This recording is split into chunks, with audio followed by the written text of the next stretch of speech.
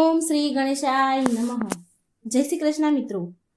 શિવ પુરાણમાં વર્ણન થયેલી સોમવારની આ અત્યંત પાવન પવિત્ર પૌરાણિક કથા મિત્રો આપણે સાંભળીશું. મૃત્યુંજયાય રુદ્રાય નીલકંઠાય સંભવે અમૃતેશાય સર્વાય મહાદેવાય ધીમહે. પ્રિય ભક્તો, આજે આપણે સાંભળીશું દુઃખ દરિદ્રનો નાશ કરનારી ભોળાનાથની કથા. આ કથા શિવપુરાણમાં વર્ણન થયેલી છે.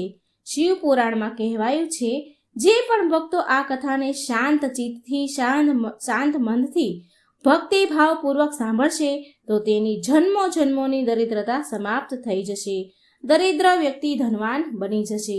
રોગી બીમાર રોગથી મુક્ત થશે અને ભાગ્યના દ્વાર ખુલશે. શિવલિંગ પર જળ ચડાવવાથી કયા ફળની પ્રાપ્તિ થાય છે એ શિવજી માતા પાર્વતીની કલ્યાણ કરી આ કથા છે. જો તમે આ કથા પૂરી અંત સુધી સાંભળી લીધી તો સાચું માનો કે તમારી બધી પરેશાનીનો હળ મળી થઈ જશે અને ભગવાનના પ્રત્યે શ્રદ્ધા અને ભક્તિ 100 ગણી વધી જશે. તો આ કથાને પૂરા મનથી, ખુશ મનથી, પ્રસન્ન મનથી સાંભળજો અને બીજાને પણ સંભળાવજો, જેથી તમને આ કથાનો પૂરેપૂરો લાભ મળે. અને જો મિત્રો ભગવાનની કથા અધૂરી સાંભળીએ તો ભગવાનનું અપમાન થાય છે. સાથે આ વિડીયોને મિત્રો લાઈક પણ જરૂર કરી દેજો અને ઓમ નમઃ શિવાયનો એકવાર જયકાર જરૂર લગાવજો. શિવ પુરાણ અનુસાર એક ગામમાં એક ગરીબ બ્રાહ્મણ તેની પત્ની અને તેના પુત્ર સાથે રહેતો હતો. તેના પુત્રનું નામ હતું સોમદત્ત. તે બ્રાહ્મણ બહુ ગરીબ હતો. ગરીબ વૃદ્ધ બ્રાહ્મણ નિત્ય શિવજીને જળ ચડાવતો હતો અને તેની પત્ની બ્રાહ્મણીને આ બધું બિલકુલ પસંદ ન હતું. આમ તો બ્રાહ્મણી પહેલા તો બહુ સેવા પૂજા પાઠ કરતી હતી, વ્રત ઉપવાસ બધું જ કરતી હતી, પણ આટલું બધું કરવા છતાં પણ તેની ગરીબી, તેની દરિદ્રતા દૂર ન થઈ. જ્યારે બ્રાહ્મણ જવાન હતા તો ક્યાંક કથાઓ સંભળાવી, કથાઓ કરી, પૂજા પાઠ કરી દક્ષિણા લાવતા અને એ જ દક્ષિણામાંથી તેનું ઘર, તેનું ગુજરાન ચાલતું હતું. છતાં પણ બ્રાહ્મણીને એક આશા હતી. એક આશા સાથે પૂજા પાઠ કરે કે ક્યારેક ને ક્યારેક તો મારા ઘરની ગરીબી દૂર થશે ને. પરંતુ ગરીબી તો દૂર થઈ જ નહીં. હવે તો બ્રાહ્મણ વૃદ્ધ થઈ ગયા. તેની અંદર એટલી શક્તિ ન હતી કે તે ક્યાંક કથા કહેવા જાય, પૂજા પાઠ કરવા જાય. હવે તો તે બીમાર રહેવા લાગ્યા. વૃદ્ધ થયા એટલે શક્તિ ન હોય. ઘરમાં તો કમાવા વાળું કોઈ હતું નહીં. બ્રાહ્મણનો દીકરો સોમદત્ત ગુરુકુળમાં ભણતો હતો. હવે તો બ્રાહ્મણીના ઘરમાં ખાવાના ફાફા પડી ગયા તો તેને બહુ ક્રોધ આવતો. પૂજા પાઠ કરવાનું એણે એટલે છોડી દીધું અને બ્રાહ્મણને પણ પૂજા પાઠ કરવાનું ના કહેતી હતી અને એવું કહે કે ભોળાનાથ અને અન્ય દેવી દેવતાઓની પૂજા કરતા કરતા વૃદ્ધ અવસ્થા આવી ગઈ, ગઢપણ આવી ગયું, પણ ભગવાનને આપણી ગરીબી દૂર ન કરી.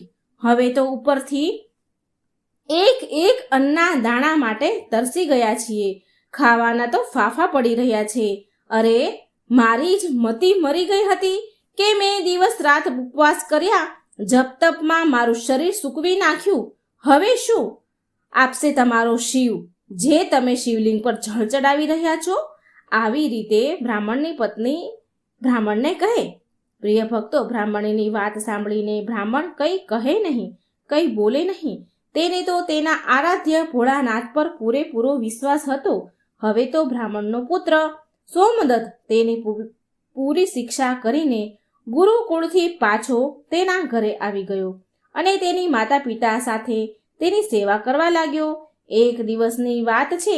સોમદત્ત શિવજીના મંદિરમાં પૂજા પાઠ કરી રહ્યા હતા તો શિવ મંદિરમાં શિવ ભક્તોને શિવ કથા સંભળાવી રહ્યા હતા. સોમદત્ત શિવ કથા કહેતા એવું કહે છે કે જે ભક્ત ભગવાનની કથા સાંભળે છે તેના મનમાં જે કંઈ ઈચ્છા હોય છે તે ભોળાનાથ તેની મનોકામના જરૂર ને જરૂર પૂરી કરે છે. પ્રિય ભક્તો, સોમદત્તની આ બધી જ વાતો મંદિરમાં પૂજા કરવા આવેલા તે રાજ્યના રાજા સાંભળી રહ્યા હતા. એણે આવી વાત સાંભળી અને એણે આ વાત બહુ સારી લાગી. તેને સોમદત્તની આ વાત બહુ ગમી ગઈ. તેણે સોમદત્તને તેની પુત્રી રાજકુમારીને કથા સંભળાવવા માટે નોકરી પર રાખી લીધો સોમદત્તને. હવે સોમદત્ત રોજ રાજાની છોકરીને કથા સંભળાવવા મહેલ જતો હતો અને ત્યાં દક્ષિણામાં જે પણ મળે એનાથી તેના ઘરનું પાલન પોષણ થતું હતું. એનો પોષણ કરવા લાગ્યો. આમ છતાં પણ પેલી એની માતા બ્રાહ્મણી ખુશ ન હતી. તે એવું કહે કે મને મારા દીકરાના ભવિષ્યની ચિંતા છે. આપણું જીવન તો જેમ તેમ કરીને કપાઈ ગયું, પણ મારા પુત્રનું જીવન હજી બાકી છે. આપણા મર્યા પછી તેનું શું થશે? આવી રીતે એના પતિ બ્રાહ્મણને વાત કરે છે કે આપણી ભક્તિ પૂજા પાઠનું ફળ લાગે છે ક્યારેય નહીં મળે. શું ભોળાનાથને મારું દુઃખ દેખાતું નહીં હોય? મારો પુત્ર રાજાના ઘરેથી જે પણ લઈને આવે છે, માનો એમાંથી આપણા ઘરનું ગુજરાન તો ચાલી જાય છે, એનાથી આપણા પરિવારનું પેટ તો ભરાઈ જાય છે, પણ બીજી આવશ્યકતા કેવી રીતે પૂરી થશે? ઈશ્વરે તેની આંખો કેમ બંધ કરીને રાખી છે? શું મારા પુત્રને પણ આપણી જેમ જ ગરીબીમાં જીવવું પડશે? પ્રિય ભક્તો, બ્રાહ્મણ અને બ્રાહ્મણીની આ કરુણ પોકાર જ્યારે માતા પાર્વતીએ સાંભળી તો તેણે શિવજીને કહ્યું કે હે દેવ, હે મહેશ્વર, તમે તો સર્વજ્ઞ છો. તમે કેમ આ બંનેની પરીક્ષા લઈ રહ્યા છો? બ્રાહ્મણ તમારો પરમ ભક્ત છે. હવે તમે એના દુઃખનો નાશ કરો પ્રભુ, નહીં તો કોઈ પણ બ્રાહ્મણ તમારી પૂજા પાઠ કરવાનું બંધ કરી દેશે. ક્યાંક એના મનમાં તમારા પ્રત્યેનો શ્રદ્ધા વિશ્વાસ સમાપ્ત ન થઈ જાય. ભોળાનાથ બોલ્યા, દેવી તમે ચિંતા ન કરો. મેં તેના ભાગ્ય ઉદયનો બીજ તો પહેલેથી જ રોપી દીધો છે. હવે આપણે બેવને સાથે લક્ષ્મીજી અને વિષ્ણુજીને લઈને બ્રાહ્મણના ઘરે જવાનો સમય આવ્યો છે. મારી કૃપાની સાથે એ બ્રાહ્મણ દંપતી વિષ્ણુજી અને લક્ષ્મીજીની કૃપાના પણ પાત્ર છે. બંને પતિ પત્નીએ આપણા બંનેની પૂજા એક સાથે કરી છે. હે દેવી, પૃથ્વી પર જઈને આપણે શિવ લીલા કરવાની છે. ચાલો તૈયાર થઈ જાઓ. હવે શિવજી પાર્વતી સાથે નંદી પર સવાર થઈને વૈકુંઠ લોકમાં ગયા, જ્યાં ધ્યાનનિધિ દયાનિધિ ભગવાન વિષ્ણુ શેષનાગની સૈયા પર બિરાજમાન હતા. માતા લક્ષ્મી તેના પગ દબાવી રહ્યા હતા.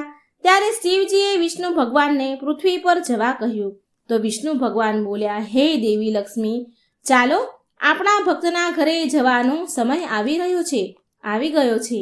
હવે ચારેય દેવી દેવતા સાધુના વેશ ધારણ કરીને પૃથ્વી લોક પર બ્રાહ્મણના ઘરે પહોંચી ગયા અને અલખ જગાવી અને બોલ્યા, અલખ નિરંજન, અલખ નિરંજન. ઘરમાંથી વૃદ્ધ બ્રાહ્મણ બહાર નીકળ્યા અને એણે પ્રણામ કર્યા એ સાધુને. તો એ સાધુ વેશધારી ભગવાન શિવ અને ભગવાન વિષ્ણુ બોલ્યા, અમે રાત્રિ તમારા ઘરે વિશ્રામ કરીશું.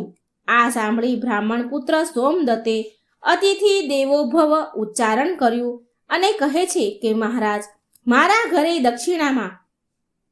દક્ષિણામાં મળેલા મને દાળ ભાત વગેરેથી અમારા ભોજનની પૂર્તિ થાય છે, માટે હું એક સમયના ભોજનની વ્યવસ્થા તમારા માટે કરી શકું છું.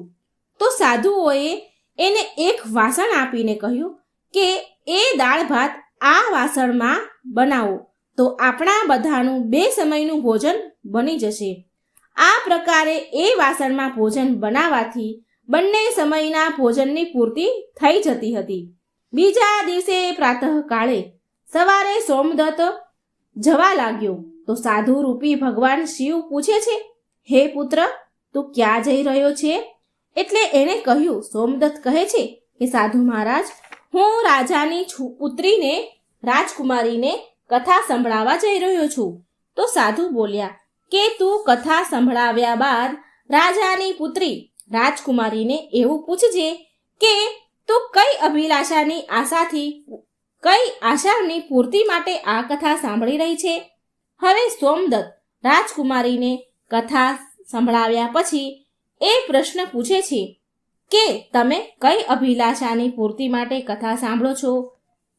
તો રાજકુમારી રાજાની છોકરી બોલી કે હું એ અભિલાષાથી કથા સાંભળું છું કે મને એવો વર મળે જેની ચર્ચા બધાની જીભ પર હોય, જેના માથે સૂર્યચંદ્રનો પ્રકાશ હોય, શોભી રહ્યા હોય તથા એ ભાગ્યનો એવો ધનવાન હોય કે એના ચરણમાં લક્ષ્મીજી વસેલી હોય અને જાન લઈને આવે ત્યારે અત્યાર સુધી કોઈ જે જાન લઈને ન આવ્યું હોય એવી જાન લઈને આવે.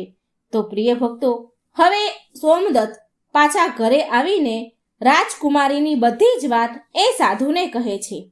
હવે જુઓ, બીજા દિવસે જ્યારે એ પ્રાતઃકાળે સોમદત્ત સવારે ફરી કથા સંભળાવવા માટે જાય છે તો સાધુ બોલ્યા, ભગવાનના વેશમાં આવેલા સાધુ બોલ્યા, બેટા, આજે ફરી એ જ પ્રશ્ન રાજકુમારીને પૂછજે અને જે ફરી કાલ વાળો જવાબ તને આપે તો એવું કહેજે કે જેવો પતિ તને જોઈએ છે એવો પતિ તો માત્ર હું એક જ છું, હું એક જ એવો વ્યક્તિ છું. આવું કહીને ભાગીને આવતો રહેજે. આ સાંભળી સોમદત્ત બોલ્યો, હે સાધુ મહારાજ, હું એક ગરીબ બ્રાહ્મણ. ક્યાં હું એક ગરીબ બ્રાહ્મણ જેનું ઘર એની દીધેલી દક્ષિણા ઉપર ચાલી રહ્યું છે, અને ક્યાં એ રાજાની પુત્રી રાજકુમારી. અને રાજા મને આ સાંભળીને મારા પરિવારને મૃત્યુદંડ આપીને મને મૃત્યુને ઘાટ ઉતારશે, માટે હું આવું નહીં કરું. તો સાધુ મહારાજ બોલ્યા, ઠીક છે, તો અમે હમણાં જ તને અને તારા પરિવારને તારી પરિવાર સહિત શ્રાપથી ભસ્મ કરી દઈશ. સોમદત્ત પહેલા તેની ચમત્કારથી ધરેલો હતો. પેલું પાત્ર આપ્યું હતું એમાં પૂરા પરિવારનું ભોજન થઈ જતું હતું. તો આ એક ચમત્કાર હતો. તો એ પહેલેથી જ આ ચમત્કારથી ધરેલો હતો. તો તેણે વિચાર્યું કે જો રાજા તો પછી મૃત્યુદંડ આપશે, પણ હું જો એ સાધુ કહે છે એવું નહીં કરું તો આ હમણાં જ અમને શ્રાપથી ભસ્મ કરી દેશે. માટે સાધુને આશ્વાસન આપીને સોમદત્ત કથા સંભળાવવા માટે ચાલ્યો ગયો. સોમદત્તે ત્યાં રાજકુમારીને કથા સંભળાવી અને કથા પૂરી થયા પછી સોમદત્ત બોલ્યા કે હે રાજકુમારી, કાલે તમે જે મને કહ્યું હતું કે એ અનુસાર જેવો વર તમને જોઈએ છે એવો વર તો માત્ર હું જ છું. આવું કહીને સોમદત્ત ત્યાંથી ભાગી આવ્યો, દોડીને તેના ઘરે ભાગી આવ્યો. રાજાની પુત્રીનો તો એકદમ આઘાત પહોંચી ગયો. તેણે દાસી દ્વારા તેના પિતાને બોલાવ્યા અને બધી જ વાત કહી. રાજાએ આશ્વાસન આપ્યું રાજકુમારીને અને કહ્યું કે એ ઉદંડ બ્રાહ્મણને તેની સજા મળશે. રાજાએ તેના મંત્રી સાથે ચર્ચા વિચારણા કર્યા તો એક વરિષ્ઠ મંત્રી બોલ્યા, સોમદત્તે તો અપરાધ તો ફાંસી દેવા લાયક કર્યો છે, પરંતુ એ એક બ્રાહ્મણ છે, તેને ફાંસી આપવાથી એક બ્રાહ્મણ હત્યાનું પાપ લાગશે. કંઈક એવું કરો કે તેને દંડ પણ મળે અને બ્રહ્મ હત્યાનું પાપ પણ ન લાગે. પ્રિય ભક્તો, ઘણો વિચાર વિમર્શ કર્યા પછી એ નક્કી થયું કે લગ્નનું નિમંત્રણ પત્ર અમુક શરતો સાથે સોમદત્ત બ્રાહ્મણના ઘરે મોકલવામાં આવે. રાજાએ શરતો વાળું નિમંત્રણ પત્ર લખાવીને તેના નોકરના હાથે સોમદત્તને ત્યાં મોકલાવ્યું. આ બાજુ સોમદત્તે ઘરે પહોંચીને સાધુઓને બધી વાત કરી. સાધુઓને કહ્યું કે તમારા કહ્યા અનુસાર રાજકુમારીને મેં કહ્યું તો રાજકુમારી બહુ ક્રોધે ભરાણી. હવે જલ્દી ફાંસીનો સંદેશ પહોંચતો જશે ઘરે. થોડી વારમાં જ નોકર નિમંત્રણ પત્ર લઈને ઘરે પહોંચી ગયો. સાધુઓએ નોકરને સન્માન સહિત બેસાડીને સોમદત્તને નિમંત્રણ પત્ર વાંચવા કહ્યું. તો તે પત્ર આ પ્રકારે હતો. સોમદત્તે પત્ર વાંચ્યો કે હે બ્રાહ્મણ પુત્ર, અમને તારા લગ્નનો પ્રસ્તાવ મંજૂર છે, પરંતુ સાથે સાથે અમારી અમુક શરતો પણ છે. અમારી બધી જ શરતો પૂરી કર્યા પછી અમે અમારી કન્યાના વિવાહ તમારી સાથે કરી દઈશું. જો શરત પૂરી નહીં થાય તો તને તારા પરિવાર સહિત ફાંસી આપવામાં આવશે. અને શરતો આ મુજબ છે. પહેલી શરત એ છે કે જાનમાં આવેલા જે બધા જાનૈયા છે, જાનૈયા માટે જાનના ઘર એટલે કે જાનૈયાના ઉતારા તથા બનાવેલા તંબુ જાનૈયાથી ભરેલા હોવા જોઈએ. જાનૈયા માટેના બધા ઉતારાઓ, બધા ઘર અને બધા બનાવેલા તંબુઓ ખાલી ન હોવા જોઈએ. બધા જ ભરેલા હોવા જોઈએ, એક પણ તંબુ ખાલી ન રહેવો જોઈએ. અને અમારી બીજી શરત એ છે કે જાનવાળા માટે આર્થિક સત્કાર માટે બધી જ ખાદ્ય સામગ્રી, જમવાની સામગ્રીનો ઉપયોગ થઈ જવો જોઈએ, કંઈ પણ વધવું ન જોઈએ. અને અમારી ત્રીજી શરત એવી છે કે એવી અદ્ભુત જાન આવવી જોઈએ કે જેની પ્રશંસા બધા વ્યક્તિના જીભ પર હોય. હવે જાન આવવા બાદ જો કોઈ પણ શરત અધૂરી હશે તો જાનમાં આવનારા બધા જ લોકોને ફાંસી આપવામાં આવશે. પત્ર વાંચીને તો સોમદત્તનો પરસેવો છૂટી ગયો, ડરીને ધ્રુજવા લાગ્યો. સાધુઓ બોલ્યા, તું ડર નહીં પુત્ર, નોકરને ભોજન ખવડાવી પત્રનો ઉત્તર આપીને વિદાય આપો અને પત્રમાં લખો કે તમે વિવાહની તૈયારી કરો અને આ દિવસે અમે જાન લઈને આવીએ છીએ. નોકરને ભોજનમાં દાળ ભાત પીરસવામાં આવ્યા અને નોકરની થાળીમાં ચમત્કારથી 36 પ્રકારના ભોજન બની ગયા. વિદાય કરતા સાધુઓ જે કે ભોળાનાથ અને ભગવાન વિષ્ણુ હતા, તેણે મુઠ્ઠીભર ધૂણીની રાખ એ નોકરને આપી એ પત્રમાં જવાબ લખીને પછી વિદાય કર્યો. બહાર નોકર આવ્યો તો જોયું કે રાખ નહીં પણ હીરા મોતી હતા. જે સાધુઓએ રાખ આપી હતી એ હીરા મોતી બની ગયા. એ તો બહુ ખુશ થઈ ગયો અને રાજા પાસે ગયો. રાજાએ સકારાત્મક જવાબ સાંભળીને એને વિચાર આવ્યો કે આ ગરીબ બ્રાહ્મણ કોના ભરોસે આવું કરી રહ્યો છે? શું કોઈ દુશ્મનનો રાજા તો નહીં હોય ને, એને સાથ નહીં આપતો હોય ને? બહુ વિચાર કર્યો અને વિચાર કર્યા પછી રાજાએ શહેરના તમામ બારાત ઘર એટલે કે જાનના જે ઉતારા હોય એ શણગાર્યા. બધા જ ઉતારા શણગારી દીધા અને અનેકો તંબુ બંધાવી દીધા. કેમ કે રાજાને એ વિશ્વાસ હતો કે વધારે જાનૈયા બારાતીઓ નહીં આવે અને તેની શરત હારી જશે. ગરીબ બ્રાહ્મણ હતો તો આટલા બધા ઉતારા અને તંબુ બાંધ્યા તો એટલા બધા તો જાનૈયા બારાતીઓએ ક્યાંથી લાવશે? એને એ વિશ્વાસે એણે બહુ અનેકો તંબુ બાંધ્યા કે એ શરત હારી જાય. હવે આ તરફ સોમદત્ત તેની જાનમાં આવવા માટે જેને પણ નોતરે એ વ્યક્તિ એને એવું કહીને ના કહી દે કે નહીં, તારો તો અંતિમ સમય આવી ગયો છે અને તારી સાથે મરવા માટે જાનમાં અમે શું કામ આવીએ? આવી વાત સાંભળી તે બહુ હેરાન હતું. લગ્નવાળા દિવસે સોમદત્તને દુઃખી જોઈ ભગવાન રૂપી સાધુ બોલ્યા, પુત્ર, આજે તો તારા વિવાહ છે અને તું આટલો દુઃખી કેમ થઈ રહ્યો છે? તૈયાર થઈ જા અને અમારી સાથે ચાલ. તું કોઈ પણ વાતની ચિંતા ન કર, અમે તારી સાથે છીએ. એટલે સોમદત્તે ભાગ્યમાં જે લખ્યું હશે એ થશે આમ વિચારીને સોમદત્ત સાધુ સાથે ચાલતો થયો. ભગવાન શિવજીએ જાનમાં આવવા માટે બધા જ દેવી દેવતાઓને મનુષ્યના રૂપમાં આમંત્રિત કર્યા તથા ભૂત પ્રેત અનેક ગણોને પણ લગ્નમાં બોલાવી લીધા. જેના કારણે સજાવેલા જાનૈયાના ઉતારા બધા જ તંબુ ભરાઈ ગયા અને ઉપરથી તેમ છતાંય અમુક જાનૈયા તંબુ વગરના જ રહી ગયા. ઉતારામાં એ બધાને જગ્યા ન મળી અને રાજા પાસે સૂચના મોકલવામાં આવી કે જાનૈયાઓ માટે ઉતારાઓ બીજા તૈયાર કરાવડાવો, બીજા ઉતારાઓનો બીજા તંબુઓનો પ્રબંધ કરવામાં આવે, આવી સૂચના મોકલાવી. અને આવી સૂચના મળવાથી રાજાએ વિચાર કર્યો કે ક્યાંથી આટલા જાનૈયા આવી ગયા, મારે જઈને જોવું જોઈએ. રાજા તો ઉતાવળે ત્યાં પહોંચ્યા.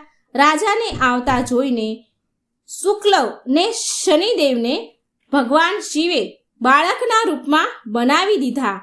ભગવાન શિવે એમને બાળકનું રૂપ ધારણ કરાવી દીધું અને ભૂખના કારણે રડાવા લાગ્યા. ભગવાન શિવે શનિદેવને બાળકનું રૂપ બનાવ્યું, બહુ બધા લોકોને બાળકનું રૂપ બનાવડાયું અને ભૂખના કારણે રડતા હોય એવું કરવા લાગ્યા. એ બાળકો ખૂબ જોરથી રડતા હતા. રાજાએ એ બાળકોને રડતા જોઈને પૂછ્યું, એ સાધુ મહારાજને પૂછ્યું, આ બાળકો કેમ રડી રહ્યા છે?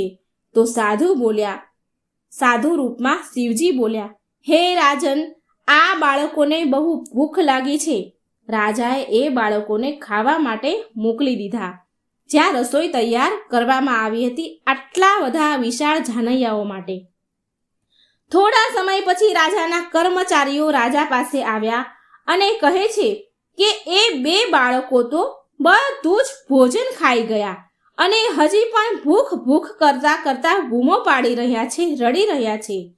કેટલું બધું ભોજન બનાવવામાં આવ્યું હતું, એ બધું જ ભોજન આ 2 બાળકો જ ખાઈ ગયા છે. આ સાંભળીને રાજા તો થોડી વાર હેરાન થઈ ગયો, બહુ આશ્ચર્યમાં પડી ગયો અને હવે બધું ભોજન ખાઈ ગયા. આટલું બધું ભોજન એકસાથે તૈયાર કેવી રીતે થાય? તો એ રાજા ચિંતામાં પડી ગયો. હવે તેનો ઘમંડ એનો તૂટ્યો. તેણે તેનો ઘમંડ ત્યાગીને સાધુ સામે નત મસ્તક નમાવી કહ્યું, હે મહારાજ, હે સાધુ મહારાજ, હવે મારી લાજ, મારી આબરૂ તમારા હાથમાં છે. સાધુ રૂપી ભગવાન બોલ્યા, કંઈ વાંધો નહીં, બધું જ બરાબર થઈ જશે. તું ઘરે જઈને જાનના આગમનની, જાનના સ્વાગતની તૈયારી કર. રાજાએ શહેરને બહુ સુંદર રીતે શણગાર્યું. બધી જ જગ્યાએ ફૂલો, ઝાલરોથી આખું શહેર એક દુલ્હનની જેમ શણગારી દીધું. સોમદત્ત પણ વરરાજાના વસ્ત્રમાં એક રાજકુમારની જેમ સુંદર દેખાઈ રહ્યો હતો. સાંજનો સમય થયો. સાંજના સમયે તેને એક સુંદર રથમાં બેસાડવામાં આવ્યો. રથની આગળ અનેક પ્રકારના બેન્ડ બાજાવાળા, નગારાવાળા નાચતા ગાતા હતા. વરરાજાના મસ્તકને ચંદ્ર અને સૂર્ય ભાતી સજાવ્યું. જાનૈયાઓ હાથમાં મુદ્રાઓ લઈને એકબીજા પર આમ તેમ ઉડાડી રહ્યા હતા. ખૂબ પૈસા, ખૂબ મુદ્રાઓ, સોનાની મુદ્રાઓ ઉડાડતા હતા. જાનનું આવું અદ્ભુત દ્રશ્ય જોઈને લોકો આપસમાં એકબીજા સાથે વાતો કરવા લાગ્યા. આ બ્રાહ્મણના ભાગ્ય તો જુઓ, આના મસ્તક પર ચાંદ, સૂરજ અને ચારે તરફ લક્ષ્મી ઉડાડવામાં આવી રહી છે. માનો કે કોઈ મોટા રાજાની જાન નીકળી હોય. આવી જાન તો અમે અમારા જીવનમાં ક્યારેય નથી જોઈ અને ના તો આગળ જોવાની ઉમ્મીદ છે કે આવી જાન જોવા મળશે. આ ભાગ્યનો બહુ મોટો ધનવાન છે. પ્રજાની આવી વાત સાંભળી માતા પાર્વતીજી શિવજીને કહે છે, હે સ્વામી, તમે જેના પર કૃપા કરો છો એના માટે તો અન્નધનના ભંડાર ખોલી દો છો. ભગવાન ભોળાનાથે કહ્યું, હે પાર્વતી, જે ભક્ત મારી પૂજા શ્રદ્ધા ભક્તિથી કરે છે, હું એને એની પૂજાનું ફળ જરૂર આપું છું. અને દુઃખ ત્યાં સુધી તેને વેઠવું પડે છે, દુઃખ ત્યાં સુધી સહન કરવું પડે છે જ્યાં સુધી તેના પાપ કર્મ પૂરા ન થઈ જાય. પુણ્ય કર્મ જેવા ઉદય થાય છે એવા જ તેના ભાગ્યના દરવાજા ખુલી જાય છે. અને જે ભક્ત ભગવાનની કથા સાંભળે છે તેને પણ રાજકુમારીની જેમ ફળ મળે છે. રાજકુમારીએ રોજ ભગવાનની કથા સાંભળી અને તેના મનમાં જે કામના કરી હતી, એને જે ઈચ્છ્યું હતું એ બધું જ એને મળ્યું. આ તો ભોળાનાથ, મા પાર્વતી, ભગવાન વિષ્ણુ અને મા લક્ષ્મીનો મહિમા હતો, જેના કારણે બ્રાહ્મણ ધનવાન થયો. મિત્રો, એની ઝૂંપડી પણ મહેલ જેવી સુંદર બની ગઈ. તેના ઘરમાં નોકર, ચાકર, અન્નધનની કમી ન રહી. અપાર ધન દોલતથી ભરેલું ઘર થઈ ગયું. અને બ્રાહ્મણીએ પણ ભગવાનની પૂજા અર્ચના શરૂ કરી દીધી અને ખૂબ દાન દક્ષિણા આપવાની શરૂ કરી દીધી. અને સોમદત્ત અને રાજકુમારીના વિવાહ થઈ ગયા અને સુખ શાંતિથી રહેવા લાગ્યા અને રોજ ભગવાનની કથા સાંભળવા લાગ્યા. એકવાર પ્રેમથી બોલો, લક્ષ્મી નારાયણ ભગવાનની જય. પાર્વતી પતિ હર હર હર મહાદેવ. મિત્રો, જો મારી વાર્તા સારી લાગે તો વિડીયોને લાઈક કરજો, શેર કરજો. મારી ચેનલમાં નવા હોય તો સબસ્ક્રાઈબ જરૂર કરજો અને કમેન્ટ બોક્સમાં ભગવાનનું નામ પણ જરૂર લખજો. જય ભોળાનાથ. ભગવાન તેના ભક્તની ઈચ્છા પૂરી કેમ નથી કરતા? શ્રાવણ માસની સરસ મજાની વાર્તા છે, શિવજીની વાર્તા છે. સોમવારના દિવસે મિત્રો આ વાર્તા ખૂબ સાંભળજો, જરૂર સાંભળજો. અને સોમવારે ન સાંભળી શકો તો ગમે ત્યારે શ્રાવણ મહિનામાં જરૂર સાંભળજો. શિવજીની કથાઓ, વાર્તાઓ સાંભળવાનો ખૂબ જ મહિમા છે. તો ચાલો સાંભળીએ આપણે ભગવાન શિવની વાર્તા. ઓમ નમઃ શિવાય. શિવ શક્તિની જય. મિત્રો, જો વાર્તા સારી લાગે તો લાઈક કરજો, શેર કરજો અને કોમેન્ટ બોક્સમાં ભગવાનનું નામ જરૂર લખજો અને આ ચેનલને સબસ્ક્રાઈબ પણ જરૂર કરી દેજો. એક નગરમાં એક રાઘવ નામનો એક વ્યક્તિ રહે. તે બહુ ગરીબ અને દુઃખી હતો. તે ભગવાન પર બહુ વિશ્વાસ શ્રદ્ધા રાખે. રોજ નાહી ધોઈને ભગવાનની પૂજા વિધિસર કરે. તેની ગરીબીથી તે બહુ દુઃખી હતો અને તે રોજ ભગવાનને પૂજા કરતી વખતે રોજ એને શિકાયત કરતો હતો કે હે ભગવાન, તમે મારા પાડોશીને કેટલું બધું ધન આપ્યું છે, કેટલી માલ મિલકત આપી છે, કેટલા પૈસા આપ્યા છે. મારો એક પાડોશીએ તો મોટા મહેલ જેવું ઘર બનાવ્યું થોડા દિવસ પહેલાં જ, અને મારા બીજા પાડોશીઓ તો બહુ મોટું ખેતર ખરીદી લીધું, અને મારા સગા સંબંધીઓ પણ દિવસે ને દિવસે પૈસાવાળા થતા જાય છે. હે ભગવાન, તમે મારું જ ભાગ્ય આવું કેમ લખ્યું છે? આ રાઘવ જ્યારે પણ પૂજા કરે ત્યારે રોજ ભગવાન પાસે કંઈક માંગ્યા કરે. આ પાડોશીએ, આ સગાને, તે મિત્રને, પેલી મિલકતને આવી જ બધી વાતો કરે અને આમને આમ તે દુઃખી રહે. અને એક દિવસ તે પૂજા કરતો હતો ત્યારે ફરી તેને તેવી જ વાતો કરવા લાગ્યો. બધા પાડોશી, સગા વહાલા બધા જ ધનવાન બની ગયા, બસ હું જ દુઃખી રહી ગયો, ગરીબ રહી ગયો. આમ તે બોલતો હતો અને આ વાત રોજ શંકર ભગવાન અને પાર્વતીજીમાં સાંભળે કૈલાસ પર્વત પર. પણ તે દિવસે મા પાર્વતી શંકર ભગવાનને કહે છે કે પ્રભુ, આ રાઘવ તમારો ભક્ત છે. તે રોજ નીતિ નિયમથી આપણી પૂજા કરે છે, ખૂબ શ્રદ્ધા વિશ્વાસ છે આપણા ઉપર, તો તમે એની મનોકામના પૂરી કેમ નથી કરતા? એ કેટલો બધો દુઃખી છે. ભગવાન બોલ્યા, હે દેવી સાંભળો, મારો આ ભક્ત તેના વિચારો અને તેના કર્મના કારણે દુઃખી છે. પાર્વતીજી કહે કે ભગવાન, આ ભક્ત પૂજા કરવાનું ક્યારેય ચૂક્યો નથી. તે રોજ આપણી સમયસર પૂજા કરે છે, તો તમારે તેની મદદ કરવી જ જોઈએ, તેની ગરીબી દૂર કરવી જોઈએ. એટલી દયા કરો ભગવાન તમારા ભક્ત પર. તો ભગવાન કહે, હે દેવી, જ્યાં સુધી રાઘવ તેના વિચારો અને કર્મ નહીં બદલે ત્યાં સુધી તે મારી કૃપા સ્વીકાર પણ નહીં કરી શકે. હું એને કરીશ ને એની ઉપર કૃપા તો પણ એ નહીં લઈ શકે. પાર્વતીજી નથી માનતા અને ભગવાનને કહે છે, ભગવાન તમે એકવાર તેની સહાયતા કરો, મદદ કરો. તે ખૂબ જ ભક્તિ કરે છે, તેનું ફળ તો આપણે એને આપવું જ જોઈએ. એકવાર તેની સામે જુઓ, તેની ગરીબી દૂર કરો.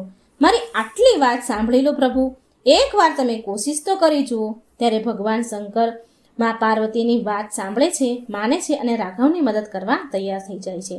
પછી શિવજી ભગવાન નંદીને બોલાવે છે, નંદી મહારાજને બોલાવે છે અને એને એક પુસ્તક આપે છે અને નંદી મહારાજને સ્વરૂપ બદલીને રાઘવના ઘરે મોકલે છે.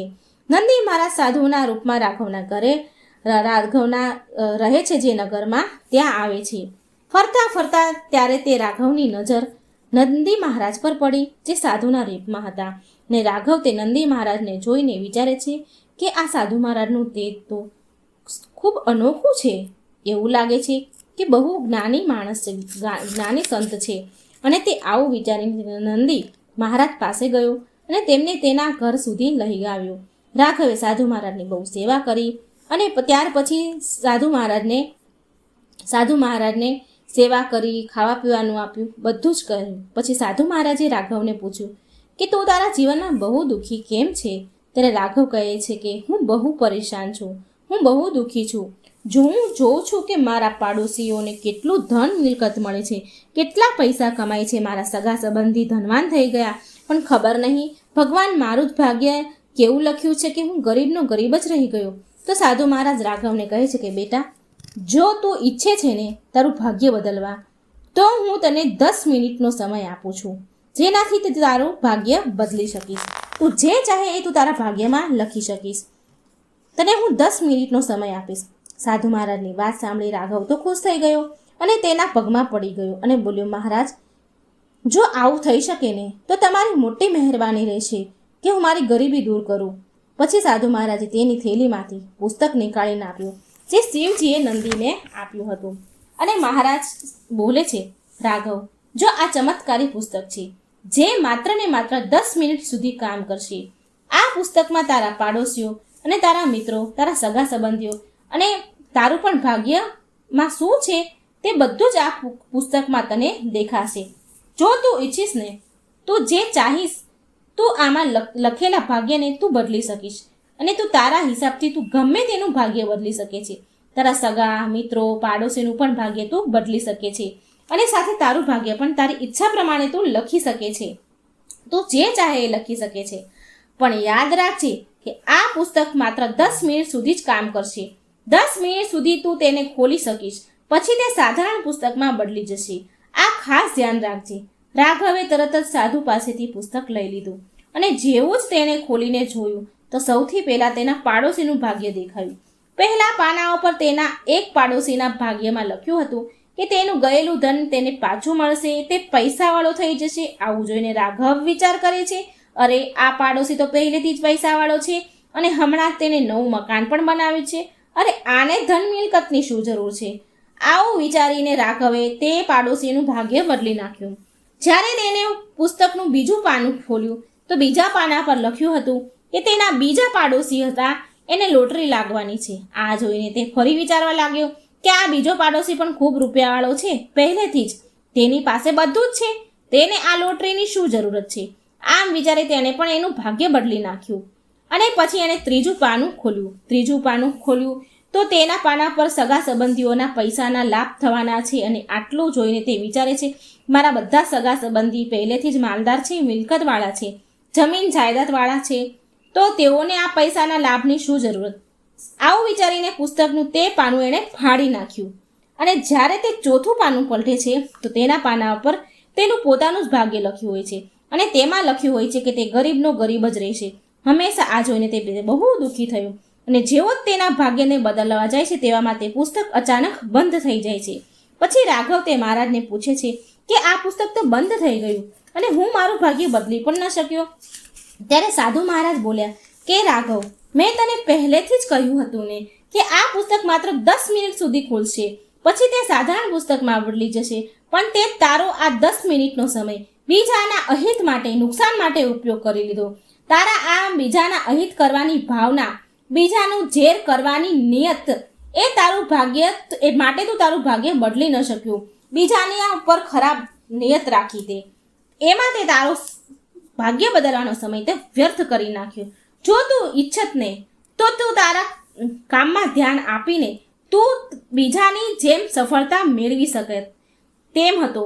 તારું ભાગ્ય બદલીને તું પૈસા કમાવી શકતો હતો. તારા ભાગ્યમાં તું જે ચાહે તું લખી શકતો હતો. પણ તે તારું ભાગ્ય લખવાને બદલે તે બીજાના ભાગ્યને બદલ્યા.